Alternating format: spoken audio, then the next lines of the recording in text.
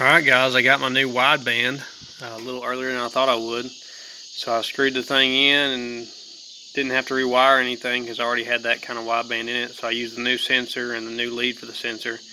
Because the AEM Yugo wideband I had was for the old style Bosch sensor with like a square plug on it. And I got the newer style sensor now that has like a square on one side, round on the other side plug. It's a better sensor supposedly, I guess. So I made a pull on it, and this old sensor and old wideband always said that I was like 13 something. The last pull I made, it was 13.8 air fuel, and it would always be like in the 12s and then go to the 13s. Well, as you can see here, the white line is my AFR line, and it got down as low as 10:4 air fuel ratio. So clearly my wideband was lying to me. Right here it was 10:4 air fuel at 8.4 pounds of boost and 5,300 RPM.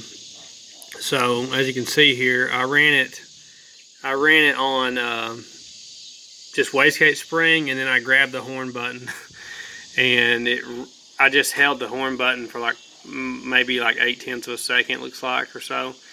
And it jumped from 6.5 pounds of boost to a peak of 11.0, which I wish it would just stay there. That would be perfect, because that's about all the fuel pump I have. It felt super strong, but clearly it was pig rich. Even though it felt really fast, it was very rich. So I went back and adjusted some on the tune-up. I don't know what these spikes are for here, but it was real lean up at the beginning, so I richened that up. I richened the beginning up and I leaned the top out. So I'll make another pull on it later this week and see what it does. 124 degree air temperature. That was actually after I let off, so it was 114 right before I let off. So that's not bad for a non-intercooled car. It went as high as 11 pounds of boost, and 16.9 degrees of timing is the lowest timing it hit. And this would have climbed up to at least 14, 15 PSI if I wouldn't have let out. But it was time to let out. Anyway, so there you go. I hit 81% injector duty cycle there at 11 pounds of boost and 5,500 RPM. So most I read it was 5,500 before I let out. But I started making the pull at, where's it at?